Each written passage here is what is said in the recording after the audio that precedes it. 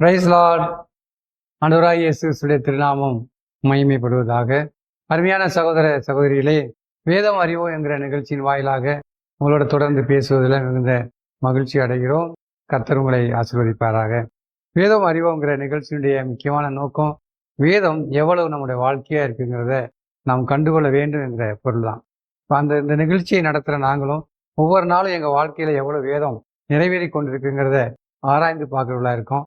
அதனால எங்களுக்கு இந்த நிச்சயம் கிடைச்சது, இதை நான் வெளியே கொண்டு போவோம் அப்படின்னு சொல்லி கர்த்தரும் இதை எங்களுக்கு அனுகிரகம் செய்திருக்கார். திறந்த வாசலை எங்களுக்கு தந்திருக்கார். ஆகவே கேட்கிற நீங்களும் படிக்கிற உங்கள் வேத வசனங்கள், கேட்குற உங்கள் வேத வசனங்கள் எவ்வளவா உங்களுடைய வாழ்க்கையில் நிறைவேறி கொண்டிருக்குங்கிறத நீங்கள் ஆராய்ஞ்சு பார்த்தீங்க அப்படின்னா வரக்கூடிய காலங்களில் ஒரு ஜீவியம், அதாவது வெற்றியுள்ள ஒரு கிறிஸ்தவ வாழ்க்கை நம்மளால் வாழ முடியும். சரி, ரோமக்கழுதை நிறுவனம் 6ஆவது அதிகாரத்தை பார்த்து முடித்தோம். இந்த 7ஆவது அதிகாரத்தை நாம் பார்க்க போகிறோம். 7ஆவது அதிகாரத்தை நீங்கள் பார்த்தீங்க அப்படின்னா 1ஆம் வசனத்தை நான் வாசிக்கிறேன். நியாயப்பிரமாணத்தை அறிந்திருக்கிறவுடனே பேசுகிறேன். சகோதரரே, ஒரு மனுஷன் உயிரோடு இருக்கும் அளவும் நியாயப்பிரமாணம் அவனை ஆளுகிறது என்று அறியாமல் இருக்கிறீர்களான்னு வார்த்தையை சொல்கிறார். அவர் சொல்லும்போது முதல்ல நியாயப்பிரமாணத்தை அறிந்தவர்களோடு கூட பேசுகிறேங்கிற வார்த்தையை சொல்கிறார். இப்போ ஒரு கேள்வி என்னன்னா, நான் எப்பொழுது நியாயப்பிரமாணத்தை அறிந்திருக்கேன்? இப்போ நியாயப்பிரமாணத்தை நான் அறிந்த ஒரு மனுஷனா? நாம் இஸ்ரவேலர் அல்ல, நமக்கு நியாயப்பிரமாணம் கொடுக்கப்படலை. ஆனால் நான் ஒரு புறஜாதியன் தான். என்னைக்கு இயேசு ரத்தத்தினால் கழுவப்பட்டு அவருடைய பிள்ளைகள் ஆக்கப்பட்டனோ அன்னையிலிருந்து அந்த வேதத்தை அறியக்கூடிய அறிவு நமக்கு கிடைக்குது. இந்த பகுதியை நாம் தியானித்து பார்க்குறதுக்கு மறுபடியும் நம்ம ரோமர்கள் நிறுவனம் 6ஆவது அதிகாரத்துக்கே போக வேண்டியது அவசியமாக இருக்குது. அந்த 6ஆவது அதிகாரத்தை நீங்கள் பார்த்தீங்க அப்படின்னா 1ஆம் வசனத்துலேருந்து 11ஆம் வசனம் வரை படித்து பார்த்தீங்கன்னா மீட்பின் அனுபவத்தை குறித்து சொல்லப்பட்டிருக்கு. அப்படின்னா என்ன? ஞானசானம் பண்ணப்பட்ட பிற்பாடு அவர் ரத்தத்தினால் கழுவி பாவ மன்னிப்பை பெற்றுக்கொண்டு அவரோடு கூட உயிர்த்தெழுந்த அனுபவத்துக்குள்ளே வரும்.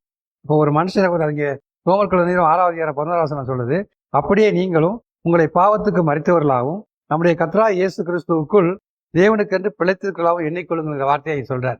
அப்போனா 11ஆம் வசனம் வரைக்கும் நாம் பாவத்துக்கு மறித்து நீதிக்கு பிழைத்த ஒரு மனுஷனா இருக்கிறோம். 12ஆம் வசனத்துலேருந்து 22ஆம் வசனம் வரைக்கும் பார்த்தீங்க அப்படின்னா நாம் பாவத்துக்கு மறித்தோம், நீதிக்கு பிழைச்சோம்.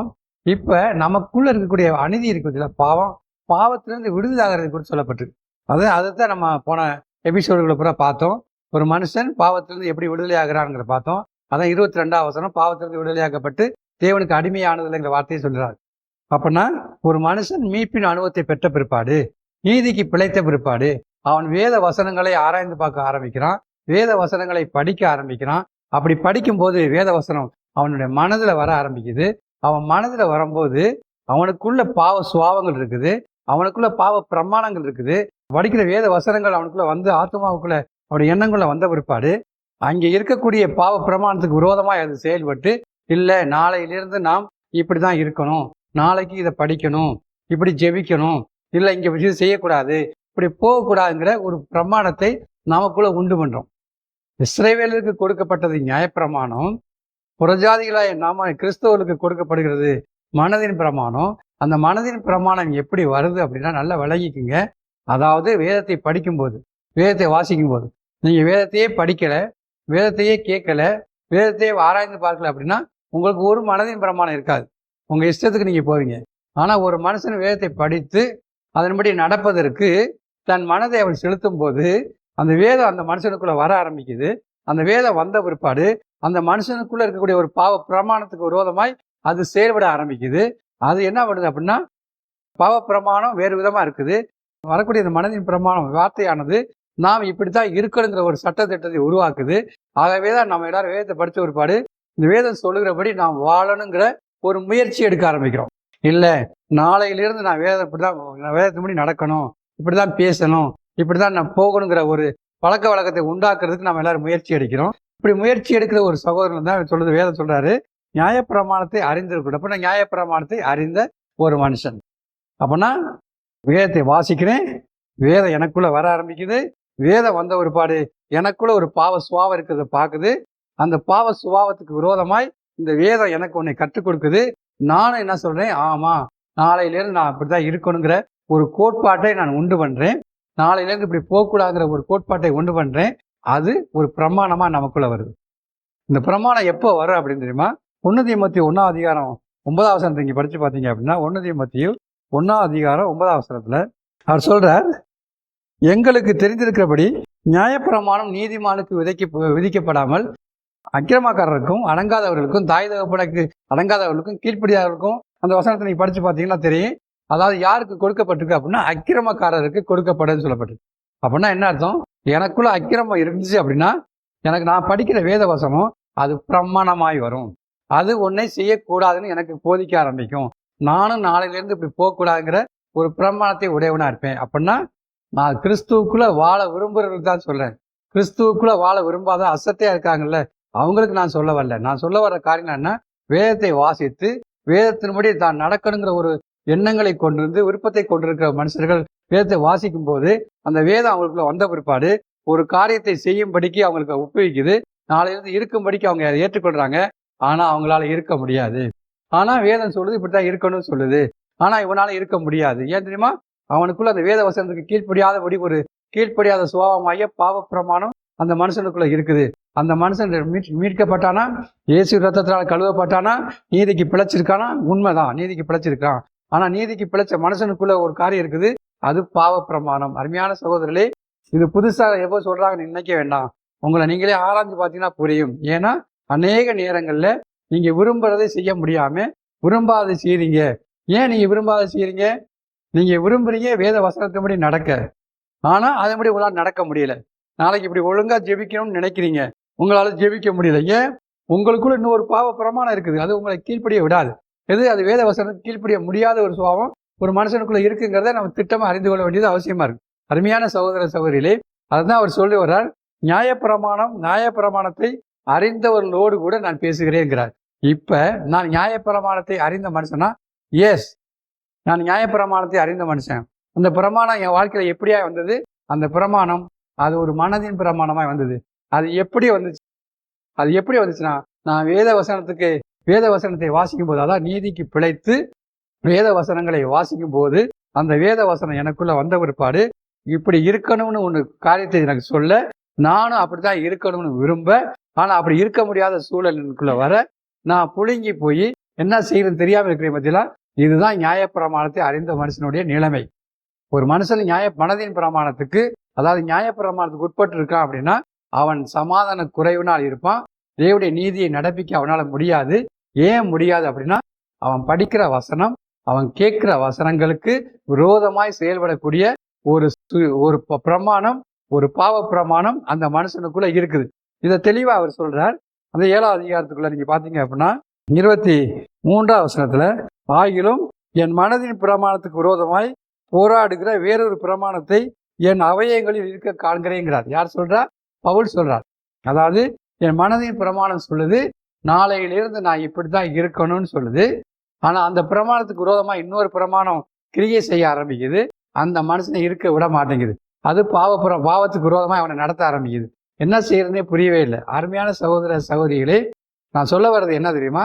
நாம் எந்த பிரமாணத்துக்கு உடையவர்களா இருக்கோம்? நியாயப்பிரமாணத்தை அறிந்திருக்கிறோமா? நியாயப்பிரமாணத்தை முதல்ல அறிய வேண்டியது அவசியம். நியாயப்பிரமாணத்தின்படி நடக்க வேண்டியது அவசியம். நியாயப்பிரமாணத்தின்படி நடக்கிறதுக்கு முயற்சி செய்ய வேண்டியது அவசியமான காரியங்கள். ஆனா ஒன்று மாத்திரம் புரிந்து கொள்ள வேண்டியது அவசியமா இருக்கு. நான் நியாயப்பிரமாணத்தின்படி, அதாவது என் மனதின் பிரமாணத்தின்படி நான் நடக்க விரும்பியும் என்னால நடக்க முடியலைங்கிற அறிவை பெற்றுக்கொள்ள வேண்டியது அவசியமா இருக்கு. இன்னைக்கு அநேக சகோதரர்கள் முயற்சி பண்றாங்க, அவங்களால நடக்க முடியலைன்னா நடக்கிற மாதிரி ஒரு பாவலா பண்ணி மாயமானம் பண்ணிடுறாங்க. இல்ல அருமையான சகோதரர்களே, உங்களுடைய மனதின் கோட்பாட்டின்படி, அதாவது உங்கள் மனதின் பிரமாணத்தின்படி வேத வசனங்களுக்காக நீங்க வாழ விரும்பியும் உங்களால வாழ முடியலையா? பரவாயில்ல, உங்களால வாழ முடியாதுன்னு வேதம் சொல்லுது. ஏன்னா நியாயப்பிரமாணம் ஒரு மனுஷன் நீதிமானம் ஆக்காது. கிறிஸ்துவின் பிரமாணம் மட்டும்தான் நீதிமானம் ஆக்க முடியும். அதனால நீங்க பயப்பட வேண்டிய தேவையே இல்லை. உங்க மனதின் கோட்பாட்டின்படி, உங்க மனதின் பிரமாணத்தின்படி நீங்க படிக்கிற வேத வசனங்களுக்கு உங்களால வாழ முடியலையா? உதாரணமா சொல்றேன், உங்க மனைவிகளை அன்பு கூறுங்கள் வேதம் சொல்லுதா? நீங்க அன்பு கூற முயற்சிக்கிறீங்களா? உங்களால முடியலையா? பரவாயில்ல, உங்களால முடியாதுன்னு தேவனுக்கு தெரியும். உங்களால நேசிக்க முடியாதுன்னு தெரியும். ஏன்னா உங்களுடைய பலவீனங்கிறதே நீங்க பலவீனமான மனுஷங்க. அது வசனத்துக்கு கீழ்ப்படிய முடியாதபடி இன்னொரு பிரமாணம் உங்களுக்குள்ள கிரியை செய்யுதுங்கிறது உங்களுக்கு தெரியாது, அது தேவனுக்கு தெரியும். அவன் மேலதான் குற்றம் சாட்டுவாரே தவிர உங்க மேல குற்றம் சாட்ட மாட்டார். அருமையான சகோதரர்களே, நான் சொல்ல வர்ற காரியம் என்னன்னா, அப்ப மனதின் பிரமாணத்தின்படி, நியாயப்பிரமாணத்தின்படி நடக்கிற ஒரு சகோதரர்கள் தங்களால் தேவனுடைய நீதியை நடப்பிக்க முடியாதுங்கிறதை அறிந்து கொண்டார்கள்னா ஒன்று நல்லா தெரியும். அந்த அந்த அந்த வாழ்க்கையின்படி அடுத்த வசனம் அவர் சொல்றாரு, நியாயப்பிரமாணத்தை அறிந்தவர்களோடு பேசுகிறேன், சகோதரரே, ஒரு மனுஷன் உயிரோடு இருக்கும் அளவும் நியாயப்பிரமாணம் அவனை ஆளுகிறது என்று அறியாமல் இருக்கிறீர்களாங்கிறார். அந்த ஒரு மனுஷன் யார் தெரியுமா? அந்த ஒரு மனுஷன் தான் பாவ மனுஷன். அவன் உயிரோடு இருக்கும் வரைக்கும் நீங்க படிக்கிற வேதம் உங்களை ஆளுகை செய்யும். ஆளுகை செய்யணும் என்ன தெரியுமா? உங்களை குற்றப்படுத்தும். நீ குற்றவாளின்னு சொல்லும், நான் தப்பு பண்ணிட்டேன்னு சொல்லும், நம்மளை அறியாமலே செய்வோம், நான் பாவின்னு சொல்லுவோம். இன்னைக்கு அநேக சகோதரர்கள் பாவ மன்னிப்பை பெற்றுக்கொண்ட பிற்பாடும் கூட என்று தங்களை பாவி என்று சொல்கிறாள். ஏன் தெரியுமா? அவங்களுக்கு தெரியும் வேத வசனத்துப்படி அவங்களால வாழ முடியலன்னு தெரியும். ஆகவே தன்னை பாவின்னு சொல்லணும். தூசின்னு சொல்லுவாங்க, நான் தெள்ளு பூச்சின்னு சொல்லுவாங்க. ஏன் சொல்றாங்க தெரியுமா? அவங்களால முடியலைங்கிறது அவங்களுக்கு நல்லாவே தெரியும். உங்களால முடியாது. அதாவது இதுல பவுல் சொல்ல வர்ற காரியம் என்ன தெரியுமா? ஒரு சகோதரன் நியாயப்பிரமாணத்தின்படி, அதாவது நம்ம கிறிஸ்தவ முறைப்படி நம்ம பேசணும்னா மனதின் பிரமாணத்தின்படி வாழ்ந்தா அந்த மனதின் பிரமாணம் அவனை ஆளுமே தவிர, ஆளுகை செய்யுமே தவிர அவனுக்கு கிருபையை கொடுக்காது. அவன் குற்றவாளியாச்சும் ஆக்குமே தவிர அவனை நீதிமான் ஆக்காது. இன்னைக்கு அநேக சகோதர சகோதரிகள் ஆண்டவராய் இயேசு கிறிஸ்துவை ஏற்றுக்கொண்டு பாவத்துக்கு மறித்து நீதிக்கு பிழைத்திருந்தும் கூட அவர்களால் இன்னும் நீதியை நடப்பிக்க முடியாத காரியங்கள் நடக்க முடியாத காரணம் என்ன தெரியுமா? அவர்கள் இன்னும் மனதின் பிரமாணத்தின்படியே வாழ்ந்து கொண்டிருக்காங்க. ஏன்னா நான் ஏற்கனவே அடிக்கடி சொல்ற வசனம் தான், எபிரேயர்கள் நிறுவனம் 8வது அதிகாரம் 10வது வசனத்துல, மேலும் அந்த நாட்களுக்கு பின்பு நான் இஸ்ரவேல் ஜனத்தாரோடு பண்ணும் உடன்படிக்கையாவது என்னுடைய பிரமாணங்களை அவர்களுடைய மனதில் வைத்துகிறார். அப்பனா தேவன் முதல்ல பிரமாணத்தை மனதில் வைக்கிறார். மனது அதை எடுத்துக்கொண்டு வாழ ஆரம்பிக்கும். அந்த மனதின் பிரமாணத்துக்கு விரோதமாய் இன்னொரு பிரமாணம் கிரியை செய்ய ஆரம்பிக்கும். அது என் சரீரத்தில் இருக்கக்கூடிய பாவ பிரமாணம். அது அவனை வாழ விடாது. இவன் போராடிக்கிட்டே இருப்பான், தோத்துக்கிட்டே இருப்பான். ஏன் அவன் துவக்கிறான்? ஏன்னா தேவன் அவனை துவக்க வைக்கிறார். ஏன் துவக்க வைக்கிறார்? அவனால முடியாதுங்கிற நிலைக்கு அவன் வரணும். அப்பனா நான் நினைக்கிறதுக்கு மாறா இன்னொரு பிரமாணம் எனக்குள்ள இருக்குங்கிறத நாம் காணும் வரைக்கும் நாம் தோற்று கொண்டே இருப்போம். பவுல் கண்டுபிடிச்சார். என்ன கண்டுபிடிச்சார்? என் மனதின் பிரமாணத்துக்கு விரோதமாய் வேறொரு பிரமாணம் எனக்குள்ள இருக்கிறத பார்க்கிறேன். அந்த பிரமாணம் வேறு ஒன்றும் கிடையாது, அது பாவ பிரமாணம்னார். இதை கண்டுபிடிக்க வரைக்கும் போராடிக்கிட்டு இருப்போம். அதனாலதான் அவர் சொல்றார், அதாவது நியாயப்பிரமாணத்தை அறிந்தவர்களோடு பேசுகிறேன். இப்ப நான் நியாயப்பிரமாணத்தை அறிந்த மனுஷனா? எஸ். ஆரம்ப காலகட்டத்தில் நியாயப்பிரமாணத்தை அறிந்த மனுஷன் தான். மனதின் பிரமாணத்தோடு வாழ முயற்சி செஞ்சு தோற்று போன மனுஷன்தான். ஆனா இன்னைக்கு அந்த வெளிச்சத்தை கண்டுபிடிச்சதுனால, தேவனுடைய பகத்தான கிருபையின் பிரமாணத்துக்குள்ள அடி எடுத்து வச்சிருக்கிறேன். ஆகவேதான் நான் உங்களோட பேசிக்கிறேன். அருமையான சகோதர சகோதரிகளே, இந்த 7வது அதிகாரம் 1வது வசனத்தை மறுபடியும் படிக்கிறேன். நியாயப்பிரமாணத்தை அறிந்தவர்களோடு பேசுகிறேன், சகோதரரே, ஒரு மனுஷன் உயிரோடு இருக்கும் அளவும், அதாவது எனக்குள்ள இருக்கக்கூடிய அந்த பாவ மனுஷன், பாவ சுபாவம் உயிரோடு இருக்கும் அளவும் அது என்னை ஆளுகை செய்யும். அதாவது நியாயப்பிரமாணம் நம்மளை ஆளுகை செய்யுங்கிறத ஒரு நாளும் மறக்கவே கூடாது. சரி, இப்ப 2வது வசனத்துல என்ன சொல்றார்? அது எப்படி என்றால், புருஷனை உடைய ஒரு ஸ்திரீ தன் புருஷன் உயிரோடு இருக்கும் அளவும் நியாயப்பிரமாணத்தின்படி அவனுடைய நிபந்தனைக்கு உட்பட்டிருக்கிறாள். புருஷன் மரித்த பின்பு புருஷனை பற்றிய பிரமாணத்தினின்று விடுதலையாயிருக்கிறாள். ஆகையால் புருஷன் உயிரோடு இருக்கையில் அவள் வேறொரு புருஷனை விவாகம் பண்ணினால் விபச்சாரி எனப்படுவாள். புருஷன் மரித்த பின்பு அவள் அந்த பிரமாணத்திலிருந்து விடுதலையாகிறபடியால் வேறொரு புருஷனை விவாகம் பண்ணினாலும் விபச்சாரி அல்லங்கிற காரியத்தை சொல்லி வர்றார். அருமையான சகோதரர்களே, ஒரு ஓமானத்தை அங்க சொல்றார். புருஷனையும் ஒரு ஸ்திரீயையும் பற்றி சொல்லிக்கிட்டு இருக்கார். இப்ப நம்முடைய கேள்விலாம் என்ன தெரியுமா? புருஷனையும் ஸ்திரீயும் சொல்றாரு, இதை எதை சொல்றார்? நான் எப்படி வழங்கிக்கணும்? இதனுடைய வெளிச்சம் என்ன? இதை புரிஞ்சுக்கிட்டோம்னா நமக்கு ஈஸியா இருக்கும். அருமையான சகோதரர்களே, நம்முடைய ஆத்மா இருக்கே, நம்முடைய ஆத்மா அதாவது சரீரத்திலிருந்து வந்தது. தேவன் ஒரு சரீரத்தை மண்ணினாலே உண்டாக்கி அதுக்கு நாசில சுவாசத்தை ஊதினார். அது ஜீவ சுவாசமாய் மாறினா ஜீவ ஆத்மாவாய் மாறினான்னு சொல்லப்பட்டது.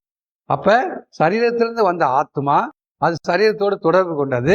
அதாவது எப்பொழுதும் சரீரத்துடைய செய்கைகளை செஞ்சுக்கிட்டே இருந்துச்சு.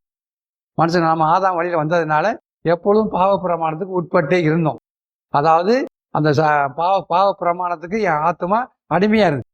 ஆண்டவராய் இயேசு கிறிஸ்து வந்த பிற்பாடு எனக்கு ஜீவனை தந்தார். இப்ப என் ஆத்மா நீதிக்கு பிழைச்சுக்கிருச்சு. ஆனா என்னுடைய உறவு எங்கே இருக்கு தெரியுமா? என்னுடைய உறவு இன்னும் பாவ பிரமாணத்தோடு இருந்துகிட்டே இருக்கு. இன்னும் அது உறவு கட்டாகல. அப்ப என்ன அர்த்தம்? ஒரு புருஷனையும் ஒரு ஸ்திரீயையும் பவுல் காமிக்கிறாரு. அந்த புருஷனும் அந்த ஸ்திரீயும் யாரு தெரியுமா? என்னுடைய ஆத்மா ஸ்திரீயவும் என்னுடைய கணக்குள்ள பாவ மனுஷனை புருஷனாக காமிக்கிறார். அப்போனா எனக்குள்ள இருக்க பாவ பிரமாணம் இருக்குது, அது புருஷன். என்னுடைய ஆத்மா இருக்கு பார்த்தீங்களா, அது ஸ்திரீ. அப்போனா அந்த பாவ மனுஷனுக்கு என் ஆத்மா கட்டுப்பட்டு இருக்கு, அந்த உறவோடு ஐக்கியப்பட்டுருச்சு. ஆனால் அது பிரித்து எடுக்கணும் அப்படின்னா, அது விடுதலை ஆகணும்னா அதுக்கு சத்தியம் நம்ம வெளிப்பட வேண்டியது அவசியமா இருக்கு. அதனால நம்ம எல்லாரும் சொல்றோம் ஆத்மா விடுதலை, ஆத்மா ரட்சிப்புன்னு சொல்றோம். ஆத்மா எதுலேருந்து விடுதலையாக்கப்படணும்? அதாவது பாவ மனுஷன்லேருந்து விடுதலையாக்கப்படணும், பாவ சுபாவத்திலேருந்து விடுதலையாக்கப்படணும். பாவ சுபாவத்திலேருந்து ஒரு மனுஷன் ஆத்மா விடுதலை ஆகணும் அப்படின்னா சத்தியத்தை அறிய வேண்டிய அறிவை பெற வேண்டியது அவசியமா இருக்கு. அதான் சத்தியத்தையும் அறிவீர்கள், சத்தியம் உங்களை விடுதலை. எதிலிருந்து? ஆத்மாவிலேருந்து விடுதலை பெறுமா. இப்போ நம்ம சிந்திச்சு பார்ப்போம். என் பாவ சுபாவங்கிறது அது பாவ மனுஷன், அவன் புருஷனா இருக்கிறான். ஆத்மாங்கிறது அது ஸ்திரியா இருந்துகிட்டு இருக்கு. இந்த நேரத்துல இந்த ஆத்மா என்ன பண்ணுது அப்படின்னா, தேவனுடைய வார்த்தையை கேட்குது, வார்த்தையின்படி வாழ்வதற்கு விரும்புது. ஆனா அதால வாழ முடியல. ஏன் தெரியுமா? இது வாழ்வதற்கு அந்த பாவ மனுஷன் தடை பண்றான். அவன் வேறொரு ஆலோசனையை சொல்றான், வேறொரு உபாயத்தை சொல்றான், ஒளியின் தூதனுடைய வேஷத்தை தரித்துக் கொள்கிறான், தன்னை தேவன் போல காமிச்சுக்கிட்டு இருக்கான். ஆத்மா மயங்கிறது. ஆனா அது செயல்படுறதே தவிர ஆவி செயல்பட முடியல. இப்ப ஆத்மா விடுதலை ஆனா தான் ஆவியோடு ஒன்றித்திருக்க முடியும். அருமையான சகோதர சகோதரிகளே, இப்ப நம்ம எல்லாரும் செய்கிற தப்பு என்ன தெரியுமா? பாவ மனுஷனிலிருந்து விடுதலை ஆகாம, அதாவது பாவ சுபாவத்திலிருந்து நாம் விடுதலை ஆகாம கிறிஸ்துவுக்கு நம்மை ஒப்புவிக்க விரும்புகிறோம், கிறிஸ்துவோடு கூட வாழ விரும்புகிறோம். அப்படின்னா என்ன அர்த்தம்? நாம் இன்னும் பாவ மனுஷன் சாகலை, பாவ மனுஷன் செத்து போகலை, அந்த புருஷன் சாகலை. ஸ்திரீ புருஷன் செத்தா தான் அந்த பிரமாணத்திலிருந்து விடுதலை ஆகிறான். ஆனால் அந்த ஸ்திரீக்கு புருஷன் சாகலை, இன்னும் விடுதலை ஆகலை. ஆனால் அந்த ஸ்திரீ அந்த ஆத்மா யாரோட வாழ விரும்புது? கிறிஸ்துவோட வாழ விரும்புது. அப்படி கிறிஸ்துவோட வாழ விரும்புனா வேதம் சொல்லாத விபச்சாரம் சொல்லப்பட்டிருக்கு. இன்னைக்கு நம்ம எல்லாரும் என்ன தப்பு பண்ணிக்கிருக்கோம் அப்படின்னா, ஆத்மா விடுதலை இல்லாமல், நல்லா விளங்கிக்குங்க, ஆத்மாவில் விடுதலை இல்லாமல் என் பாவ மனுஷன்லேருந்து விடுதலாக்கப்பட்டிருக்கு, என் பாவ மனுஷன் சிலுவையில் அறையப்பட்டிருக்காங்கிற அனுபவம் இல்லாமல், என் பாவ மனுஷன் களையப்பட்டிருக்காங்கிற அனுபவம் இல்லாமல், எனக்குள்ள இருக்க பாவம் பிரமாணம் செத்து போச்சுங்கிற அந்த அனுபவம் இல்லாமல் நாம் கிறிஸ்துவோடு கூட வாழ முடியாது. இன்னைக்கு அநேக கிறிஸ்தவர்கள் ரட்சிக்கப்படாததுனால, ஆத்ம ரட்சிப்பு இல்லாததுனால நாம் எல்லோரும் கிறிஸ்துவோடு கூட ஒன்றித்து வாழ முடியல. ஆனாலுமே இன்னைக்கு அநேக சகோதரர்கள் எப்படி தன்னை காமிச்சுக்கிட்டு இருக்காங்க அப்படின்னா, அதாவது ஆத்மா ரட்சிக்கப்படாமையே தான் கிறிஸ்துவோடு வாழ்றதாக நினைச்சுக்கிட்டு இருக்காங்க. அது இல்லை, அது போலித்தனமான ஒரு காரியம். இந்த சத்தியத்தை தயவு செய்து நம்ம சரியா விளங்கிக்கிட்டீங்க அப்படின்னா ரொம்ப ஆசீர்வாதமா இருக்கும். ஏன்னா அது மெனக்கட்டு அவர் எழுதுற அந்த இடத்துல அந்த ஊமையை பார்த்தீங்கன்னா, ஒரு புருஷனை உடைய ஒரு ஸ்திரீ புருஷன் உயிரோடு இருக்கும் அளவும் அந்த புருஷனுடைய நிபந்தனைக்கு உட்பட்டு இருக்கிறாள். அப்ப நான் என்ன சொல்ல வந்தேன் அப்படின்னா, புருஷன் யாரு அப்படின்னா பாவ மனுஷன், ஸ்திரீ யாரு அப்படின்னா ஆத்மா. இந்த ஆத்மா ஏற்கனவே புருஷனோடு கூட பாவ மனுஷனோட சம்பந்தம் கலந்துருச்சு, இன்னும் அதோடு ஒன்றித்து இருக்குது. ஆனா நீதியை பற்றி வெளிச்சம் தெரிஞ்சிருச்சா, நீதியை பற்றி தாகம் வந்துருச்சு. ஆனா நீதியை அடையணும் அப்படின்னா இங்கேருந்து விடுதலை வேணும். இங்கேருந்து விடுதலை வேணும் அப்படின்னா அந்த பாவ மனுஷன் சிலுவையில் அறையப்பட்டால் ஒழிய, அது செத்தால் ஒழிய நான் போக முடியாது. அப்ப இதுக்கு நம்ம என்ன செய்ய வேண்டியது அவசியமா இருக்கு? அதனால ஆண்டவராக இயேசு கிறிஸ்து சொன்னார், ஒருவன் தன்னைத்தான் வெறுத்து தன் சிலுவையை எடுத்துக்கொண்டு அனுதினமும் என்னை பின்பற்ற கடவன்னார். ஏன் அதை சொன்னார்? அப்ப தன்னைத்தான் வெறுத்துங்கிற காரியம் என்ன? ஒரு ஆத்மா தன்னுடைய புருஷன், அதாவது பாவ மனுஷன் தனக்குள்ள இருக்கக்கூடிய அநீதியை, சுயநீதியை வெறுக்க ஆரம்பிச்சிருச்சு. அப்படின்னா வெறுக்க ஆரம்பிச்சிருச்சுன்னா நம்ம எல்லாரும் சுயநீதியை விரும்புகிறோம், நமக்குள்ளுக்கு சுய நீதியை விரும்புகிறோம். ஆனால் தேவ நீதியோடு கூட ஒன்றித்திருக்கவும் விரும்புகிறோம். எப்படி? ஆதாம் நன்மை தீமை அறியத்தக்க விருட்சத்தை புசித்தான், ஆனால் ஜீவ விருட்சத்தையும் புசிக்க முயற்சி செய்தான். இதே நிலை தான் இன்னைக்கு நம்ம எல்லாரும் செஞ்சுக்கிட்டு இருக்கோம். ஏன் தெரியுமா? சத்தியத்தை அறிய வேண்டிய பிரகாரம் நாம் அறியவே இல்லை. இதை பவுல் ரொம்ப அழகாக எழுதுகிறார், தெளிவாக கொண்டு வர்றார். ஒரு புருஷனை உடைய ஒரு ஸ்திரீ புருஷன் உயிரோடு இருக்கும் அளவும் புருஷனுடைய நிபந்தனைக்கு உட்பட்டிருக்காள். அப்படின்னா பொருள் என்ன? நான் பாவம் மன்னிப்பை பெற்று பாவத்துக்கு மறிச்சேன், நீதிக்கு பிழைச்சேன், நல்லதுதான். அதாவது அக்கிரமங்களினாலும் பாவங்களினாலும் மரித்தவர்களாக இருந்த என்னை தேவன் உயிர்ப்பித்தார், நல்லதுதான். ஆனா நான் உயிர்ப்பிக்கப்பட்ட பிற்பாடு நான் என்னுடைய வாழ்வின் நிலை என்ன? எபேசியர்கள் நல்லா படிக்கிறோமே, அந்த எபேசியர் 2 அக்கிரமங்களினாலும் பாவங்களினாலும் மரித்தவர்களாக இருந்த உங்களை உயிர்ப்பித்தார், அவைகளில் நீங்க முற்காலத்திலே இவ்வுலக வழக்கத்துக்கு ஏற்றபடியாகிறார். என்ன சொல்றார்? இப்போ எனக்கு பின்னால காலம்னா எப்படி காலம்னா முற்காலம்ங்கிறார். அப்படின்னா என்ன? நேற்று நடந்த காலம். அப்போ நேற்று யாரோட வாழ்ந்துட்டு இருந்தேன்? அக்கிரமக்காரனோடு வாழ்ந்துட்டு இருந்தேன். இன்னைக்கு நான் உயிர்ப்பிக்கப்பட்ட ஒருபாடு ஆத்மா எனக்குள்ள அக்கிரமத்தை, அதாவது சுயநீதியை, பாவ பிரமாணத்தை வெறுக்க ஆரம்பிக்குது. அப்போ நாம் அதை வெறுத்த அப்படின்னா அதோடு கூட நம்ம போராடிக்கிட்டு இருப்போம். அருமையான சகோதரரை, நம்ம யாரும் நமக்குள்ள இருக்க அக்கிரமத்தோடு போராடவே கிடையாது. அக்கிரமத்தை என்னவே கிடையாது. சுயநீதிக்கு உரமா இல்லை. நம்மை நாமே வெறுக்க கிடையாது. நம்மை நாமே வெறுக்கல, நம்முடைய சுயநீதியோடு போராடல. சுயநீதி தேவனை போல நம்மளை நடத்த ஆரம்பிக்குது. சுயநீதி தேவ நீதியை போல நம்ம நடத்த ஆரம்பிக்குது. நம்ம எல்லாரும் இதுதான் தேவ நீதின்னு சொல்லி தேவனோடு ஐக்கியப்படுற மாதிரி நம்மளை காண்பிக்கிறோம். எவ்வளவு புத்தீனமா செஞ்சுருக்கோங்கிறத நான் பார்க்க வேண்டியது அவசியமா இருக்கு. ஆமா அருமையான சகோதரர்களே, இன்னும் நம்மளை கட்டியிருந்த அந்த பாவ மனுஷன் உயிரோடு இருக்கிறான். அவன் சிலுவையில் இன்னும் அறையப்படலை. அதுக்கேற்ற சத்தியம் விலகவே இல்லை. அதுக்கேற்ற சத்தியத்தின் பிரகாரம் என் வாழ்க்கை இல்லவே இல்லை. ஆனால் நான் என்னை கிறிஸ்துவுக்கு நான் ஒப்புக் கொடுக்குறேன். அதை எப்படி ஒப்புக் கொடுக்க முடியும்? ஒரு புருஷன் உயிரோடு இருக்கும்போது ஒரு மனைவி இன்னொரு புருஷனோட எப்படி வாழ முடியும்? கிறிஸ்துவுக்கு தான் என்னை ஒப்புக் கொடுக்க போறேன். கிறிஸ்து தான் என்னை உயிர்ப்பித்தார். ஆனால் அவர் உயிர்ப்பிக்கிறா இருந்தா நான் பழைய மனுஷனை நான் வெறுக்கணும். நான் பழைய புருஷனை நான் வெறுக்க ஆரம்பிக்கணும். இன்னும் நான் பழைய வாழ்க்கையை தான் வாழ்ந்து கொண்டு இருக்கோம். பழைய சுபாவத்தோடு வாழ்கிறோம். கொஞ்சம் மாற்றமாக வாழ்ந்துக்கிட்டு இருக்கோம். கிறிஸ்துவத்துக்கு ஏற்றபடி நம்ம கற்றுக்கொண்டபடி வாழ்ந்துக்கிட்டு இருக்கோம். ஆனால் எங்கேருந்து அந்த கூற்று வருது? பழசுலேருந்து வந்துக்கிட்டு இருக்கு. பாவம் மனுஷன்லேருந்து வந்துக்கிட்டு இருக்கு. அருமையான சகோதர சகோதரிகளே, இன்னைக்கு கிறிஸ்தவர்களாகிய நாம் இதை புரிந்து கொள்ள வேண்டியது அவசியமா இருக்கு. நாம் நம்மைத்தாமே ஆராய்ந்து பார்க்க வேண்டியது அவசியமா இருக்கு. நாம் இதையெல்லாம் விட்டுட்டோம். கிறிஸ்துவுக்கு வேற ஏதோ ஒன்று செய்கிறது போல, அவருக்காக ஏதோ ஒன்று தியானமாக அர்ப்பணிக்கிறது போல பெருசாக காமிச்சுக்கிட்டு இருக்கோம். நம்ம தப்பு பண்ணிக்கிட்டு இருக்கோங்கிறத அறியணும். ஆமா அருமையான சகோதரரே, புருஷனை உடைய ஸ்திரீ புருஷன் மறிக்கு வாழவும் புருஷனுடைய நிபந்தனைக்கு உட்பட்டு இருக்கிறாள். எவ்வளவு பெரிய உண்மையான வார்த்தையை சொல்லி வர்றார். நம்ம எல்லாரும் இது ஏதோ ஓமானமா சொல்லி வர்றாரு விட்டுறோம். இல்ல நம்ம சிந்திக்கணும். யார் அந்த புருஷன், யார் அந்த மனைவி? புருஷன்கிறதான் பாவ சுபாவம். அவன் என்னை ஆத்மாவை கட்டி வச்சிருந்தான். அவன்கிட்ட இருந்து என் ஆத்மா விடுதலை ஆக வேண்டியது அவசியமா இருக்கு. இப்போ நம்ம அடிக்கடி ஓயாம சொல்லிக்கிட்டே இருக்கிறோமே, ஆத்ம விடுதலை, ஆத்ம விடுதலை, ஆத்ம ரட்சிப்புங்கிறாமே. இந்த ஆத்ம ரட்சிப்பு அழைக்க தானே கிறிஸ்து வந்தாரு. எனக்குள்ள வந்திருக்க கிறிஸ்து ஆத்மாவை விடுதலை பண்ணாரே வந்தாரு. அப்போ அவருக்கு ஏற்ற அவர் சிந்தைக்கேற்ற ஊழியத்தை நான் செய்யறேன்னா, அவருக்கு ஊழியம் செய்யறேன்னா, ரோமர் கழுத நிறுவத்தை நீங்க படிச்சு பார்த்தீங்க அப்படின்னா 1வது அதிகாரத்துல 1ஆம் வசனம் அழகா சொல்லப்படுது. கிறிஸ்துவின் ஊழியக்காரனுங்கிறார். கிறிஸ்துவின் ஊழியக்காரனும் அப்போஸ்தலனாகும்படி அழைக்கப்பட்டவனும் தேவனுடைய சுவிசேஷத்தைப்படி பிரித்து எடுக்கப்பட்டவங்கிற அந்த 3 வார்த்தையை அவர் கொண்டு வர்றார். இப்போ நம்ம எல்லாரும் கிறிஸ்துவ ஊழியக்காரர்களா? எப்படி கிறிஸ்துவ ஊழியக்காரன் சொல்றேன்? கிறிஸ்து எதை செய்யும்படி எனக்குள்ள வந்திருக்காரோ அவரோடு கூட நான் சேர்ந்து பணி செய்கிறேன்னா, என் ஆத்மா விடுதலை ஆகணும்னு வந்திருக்காரு. அந்த ஆத்மா விடுதலைக்கு ஏற்ற சுபாவத்தை, அந்த சிந்தையை உடையான ஒரு மனுஷன் தானா? ஒவ்வொரு நாளும் என் ஆத்மாவுக்கு விரோதமாய் போர் செய்கிற இந்த மாம்ச இச்சைகளுக்கு விரோதமாய் தேவனுடைய சமூகத்தில் நிற்கக்கூடிய ஒரு மனுஷன் தானா? சிந்திச்சு பாருங்க. நம்ம எல்லாரும் ஜெபங்கிறோம். ஆப்பிரிக்கா, ஐரோப்பா எல்லாத்துக்காக ஜெபம் பண்றோம். ஆனா என் ஆத்மாவுக்காக யாரும் செய்ய விடுறதில்லை. நம்ம ஆத்மா விடுதலைக்காக யாரும் ஜெபம் பண்றதே கிடையாது. என்னமோ நம்ம எல்லாரும் சபைக்கு வந்ததுனால ரட்சிக்கப்பட்டுட்டோம் நினைச்சுக்கிட்டு இருக்கோம். சபைக்கு வந்ததுனால பரலோகத்துக்கு போயிடலாம் நினைச்சிட்டு இருக்கோம். சாத்தான் நம்மளை தந்திரமா வஞ்சித்து கொண்டு இருக்கான். அருமையான சகோதர சகோதரிகளே, நீங்கள் உங்க பாவ மனுஷன்லேருந்து விடுதலையாக்கப்பட்டிருக்கிறீங்க. உங்க ஆத்மா பாவ பாவத்திலிருந்து விடுதலையாக்கப்பட்டிருக்கிற அனுபவத்தை பெறாத வரைக்கும் இந்த வசனத்தை ரோமர் கழுத நிறுவம் 6வது அதிகாரம் 22ஆம் வசனத்தில் அழகா சொல்றார். இப்பொழுது நீங்கள் பாவத்தில் நின்று விடுதலையாக்கப்பட்டு, எப்பொழுது கிருபையை பெற்று தேவ சமூகத்தில் போய் நின்று கிருபையை பெற்று நீங்க 25வது எபிசோட கேட்டு பார்த்தீங்கன்னா உங்களுக்கு நல்லாவே தெரியும். கிருபையை பெற அந்த கிருபை பாவம் மேற்கொள்ளாமல் என்னை காத்து வர சத்தியம் என்னை நடத்த போகும்போது உண்மையாவே சொல்றேன், அந்த மனுஷன் பாவத்திலிருந்து விடுதலையாக்கப்படுறான். பாவத்திலிருந்து என் ஆத்மா விடுதலை ஆகலை அப்படின்னா கிறிஸ்துவுக்குரிய மனைவியாய் நாம் இருக்க முடியாது. நாம் கிறிஸ்துவுக்கு ஏற்ற ஒரு மனவாட்டியா இருக்க முடியாது.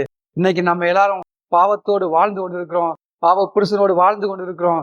ஆனா கிறிஸ்துவுக்கு நம்மளை சொந்தம்னு சொல்லிக்கிட்டு இருக்கோம். ஆனா அவர் ஏற்றுக்கொள்ளவே கிடையாது. அழகான வார்த்தையை அவர் சொல்றார் 2வது வசனத்துல பாருங்க. அந்தப்படி புருஷனை உடைய ஸ்திரீ தன் புருஷன் உயிரோடு இருக்கும் அளவும் நியாயப்பிரமாணத்தின்படியே அவனுடைய நிபந்தனைக்கு உட்பட்டிருக்கா. நீங்க என்னதான் செஞ்சாலும் சரி, நீங்க ரட்சிப்பின் அனுபவத்தை பெறாத வரைக்கும், ஏன் நாங்கள் இதை அடிக்கடி சொல்றோம் அப்படின்னா, இன்னைக்கு அநேக கிறிஸ்தவர்கள் தாங்கள் ஞானஸ்தானம் எடுத்ததுனால ரட்சிக்கப்பட்டிருக்கோம்னு சொல்றாங்க. அருமையான சகோதரி, நான் சொல்றேன், நீங்க நீதிக்கு பிழைச்சது உண்மை, அவரோடு உயிர் தெழுந்தது உண்மை. ஆனா உங்களுக்குள்ள இருக்கக்கூடிய பாவ சுபாவத்திலிருந்து இன்னும் விடுதலை ஆகவே இல்லை. அதுக்கேற்ற சத்தியம் கிடைக்கவே இல்லை. வேதம் ஏன் கிடைக்கல அப்படின்னா, சபைகள்ல அதுக்கேற்ற சத்தியம் வெளிப்படவே கிடையாது. சபைகளை எப்படிப்பட்ட சத்தியம் போகணும்? வேதம் சொல்லுது, எபேசியர்கள் நிறுவம் 1வது அதிகாரத்தில் 13வது வசனம், நீங்களும் உங்கள் ரட்சிப்பின் சுவிசேஷமாகிய சத்திய வசனத்தை கேட்டு விசுவாசிகளான போது வாக்குத்தத்தம் பண்ணப்பட்ட பரிசுத்த ஆவியினால் முத்திரை போடப்பட்டீர்கள்னு சொல்றார். பொருள் என்ன? அதாவது ரட்சிப்பின் சுவிசேஷம் சபையில பேசப்படணும். மீட்பின் சுவிசேஷம் உலகத்துல பேசப்படுது, வெளியே பேசப்படுது, சபைக்கு வெளியே இருக்கும். ரட்சிப்பின் சுவிசேஷம் சபைக்குள்ள பேசப்படணும். ஏன் தெரியுமா? அந்த சபைக்குள்ள வந்த ஒவ்வொரு சகோதரருடைய ஆத்மாவும் ரட்சிக்கப்படணும். இங்க உபதேச வேண்டி இருக்குது. ஆனா சபைகள் அது கிடையாது. இங்கேயும் சுவிசேஷம் இருக்குது, அங்கேயும் சுவிசேஷம் இருக்குது. இங்கேயும் சுகத்தை பற்றி பேசியிருக்கோம், வெளியே சுகத்தை பற்றி பேசியிருக்கோம். வெறும் சுகம் தேவைகள் இதை பற்றியே பேசியிருக்கோம்.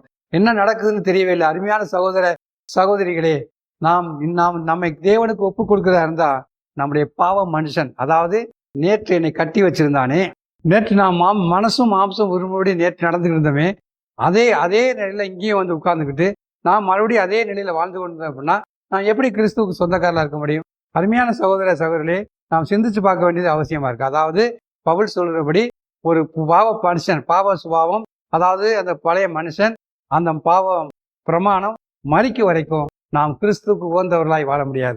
கிறிஸ்துவுக்கு உகந்தவர்களாய் நான் வாழணும் அப்படின்னா, கிறிஸ்துவுக்கு ஏற்ற ஒரு மனவாட்டியாய் நான் இருக்கணும் அப்படின்னா, எனக்குள்ள இருக்கக்கூடிய பாவ மனுஷன் மறிக்க வேண்டியது அவசியமா இருக்கு. ரட்சிப்பின் அனுபவம் அவசியமா இருக்கு. ரட்சிப்பின் அனுபவம் கிடையாது அப்படின்னா ஒரு நாளும் கிறிஸ்துவுக்கு நான் மனவாட்டியாய் மாற முடியாது. அருமையான சகோதரர்களே, 6வது அதிகாரத்துடைய அந்த தொடர்ச்சி தான். அதாவது 6வது அதிகாரம், அதாவது 12வது வசனத்திலிருந்து 22வது வசனம் வரைக்கும் என்ன நடந்திருக்கோ அதை எப்படி நடந்திருக்குங்கிறத காரியத்தை அவர் கொண்டு வர்றார். இது 7வது அதிகாரத்துல. இதை விளங்கிக்கிட்டோம் அப்படின்னா நம்முடைய வாழ்க்கை ரொம்ப பிரயோசனமா இருக்கும். அதாவது 6வது அதிகாரம் 12வது வசனத்திலிருந்து 22வது வசனம் வரைக்கும் ஒரு மனுஷன் வாழ ஆரம்பிக்கும் போது அவன் எப்படி முயற்சி பண்றான், எப்படி பிரயாசப்படுறான், எப்படி வாழ முயற்சி பண்றான், அவனால் வாழ முடியாத நிலை இப்படி போயிடுது, ஏன் வாழ முடியலைங்கிறத அவர் கொண்டு வர்றார். ஏன்னா உனக்குள்ள இன்னும் பாவ சுபாவம் வாழ்ந்து கொண்டு இருக்கும் போது, அது உன்னை ஆண்டு கொண்டு இருக்கும் போது நீ கிறிஸ்துவுக்கு உகந்தவனாய் வாழ முடியாது. நம்ம எல்லாரும் இன்னும் ரட்சிப்பின் அனுபவத்தை பெறாமலேயே இன்னைக்கு அநேக சகோதர சகோதரிகள் தேவனுக்கு உகந்தவர்களாய் வாழ விரும்பிக்கிட்டு இருக்கோம். ஒரு நாளும் முடியவே முடியாது. அதுக்கு மாறாக நம்ம செய்ய வேண்டிய பகுதி என்ன? ரட்சிப்பின் சுவிசேஷத்தை கேட்டு அந்த சத்திய வசனம் வந்த ஒருபாடு பரிசுத்த ஆவியாருடைய நிறைவை பெற்றுக்கொண்டோம் அப்படின்னா அவரால் நடத்தப்பட ஆரம்பிப்போம். கிறிஸ்துவுக்கு ஏற்ற ஒரு மனவாட்டியாய் நாம் இருக்க முடியும். அருமையான சகோதரர்களே, இந்த செய்தியுடைய சாராம்சம் என்ன தெரியுமா?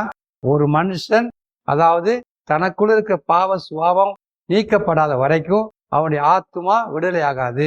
கிறிஸ்துவுக்கு ஏற்ற ஒரு மனைவியாய் இருக்க முடியாது, ஒரு மனவாட்டியாய் இருக்க முடியாது. அதுதான் பவுல் சொல்லி வர்றார். அடுத்த வாரம் தொடர்ச்சியை நம்ம பார்ப்போம். கர்த்தருடைய நாமம் மகிமைப்படட்டும். கிறிஸ்து நம்மளை ஆசீர்வதிப்பார். நாம் ஜெபம் பண்ணுவோம். ஸ்தோத்திர பிதாவே, நாங்கள் உம்மை துதிக்கிறோம், உம்மை ஸ்தோத்தரிக்கிறோம். எங்கள் அன்பின் தெய்வமே, இந்த நல்ல வேளையிலும் கர்த்தாவே இந்த வார்த்தை எங்களுக்கு தந்தமைக்காய் ஸ்தோத்திரம். ரோமர் கழுதல் நிறுவம் 7வது அதிகாரத்தை முழுமையாய் சரியாய் நாங்கள் தியானிக்கவும், மெய்யாகவே ரட்சிப்பு எப்படி நடைபெறுங்கிற அனுபவத்தை நாங்கள் பெற்றுக்கொள்ளவும் எங்களுக்கு அனுக்கிரகம் செய்ய வேண்டுமா நாங்கள் செபிக்கிறோம். இரக்கமாய் இருப்பதாக இயேசுவின் நாமத்தில் பிதாவே, ஆமென்.